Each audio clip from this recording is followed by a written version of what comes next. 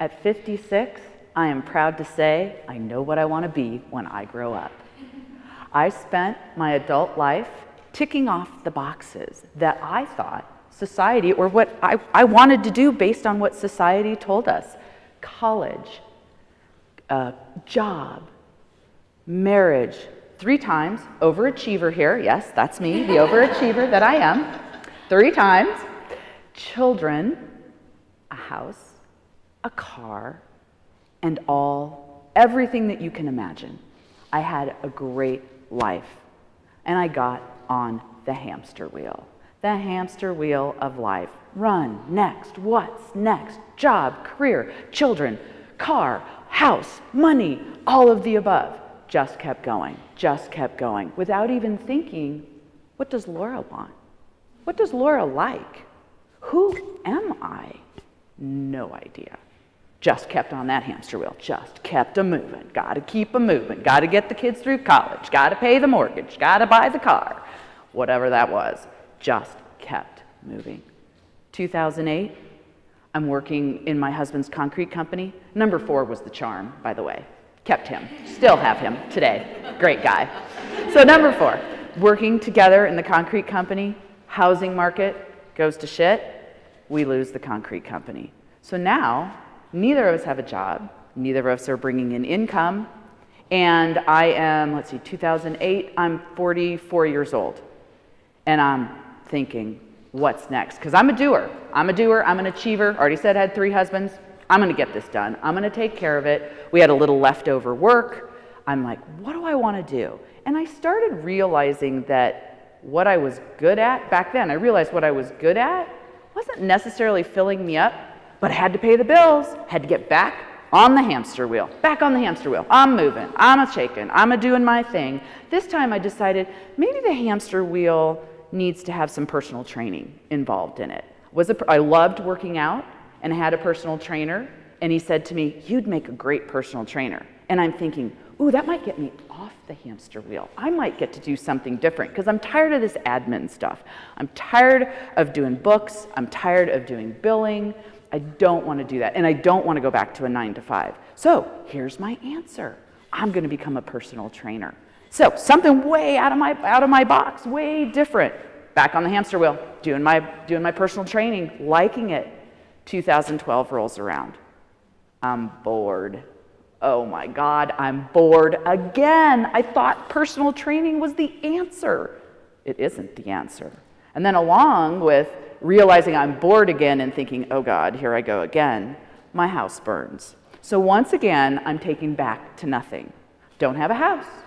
And I'm doing personal training, and in the meantime, I've also picked up some admin work because the personal training really isn't paying all of the bills. So I'm back to being on the hamster wheel and doing all the things that I do because I'm good at them, but not necessarily because they light my fire, they light my soul up. Kept doing that.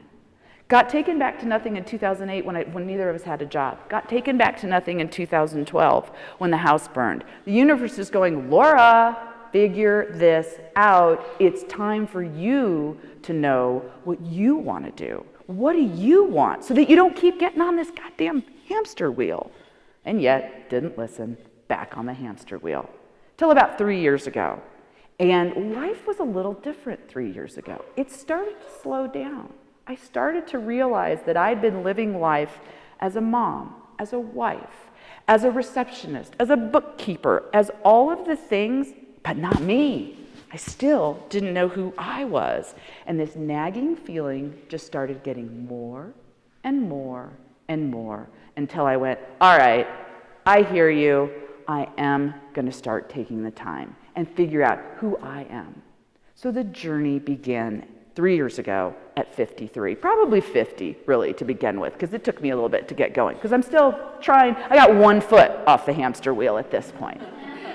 So I'm working on it. But what I realized in the journey is I started to explore who I was, what made me tick, and what lit me up. I started to discover and uncover my passion, my purpose, what my calling was, what I was meant here to do, and then create that life on my terms. And why midlife? Why did it take so long?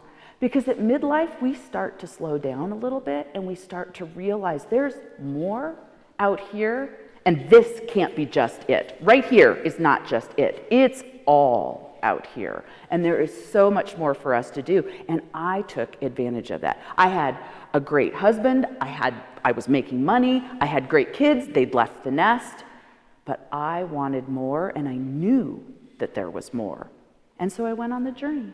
I started. And that was a lot of zigs, zags, what is it? A lot of goobering, as my husband would call it. Get on Google. Because what do we all do when we want to know something? We head to the internet. Started typing away. Found some good information on finding your passion, figuring out your purpose, finding your calling, doing things like that. But all of it was most of it was geared toward millennials, moms with kids.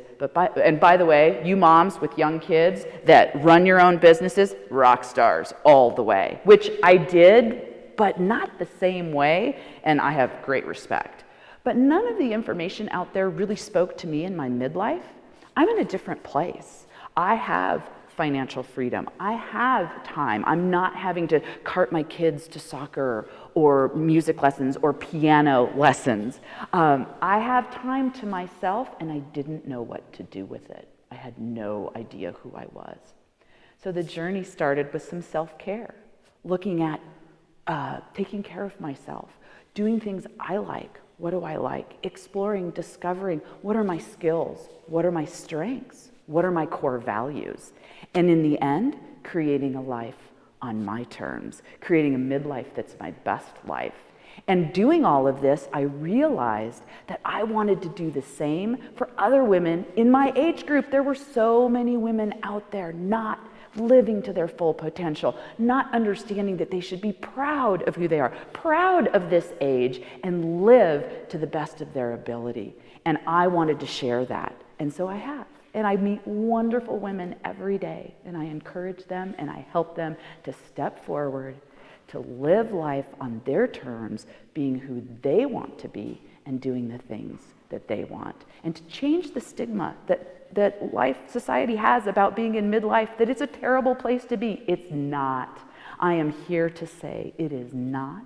It is your best time, and every woman in midlife can stand up and do what they want to do. And so with that said, my midlife sisters, take your readers, raise them high, and shout, "Viva la Midlife Revolution!"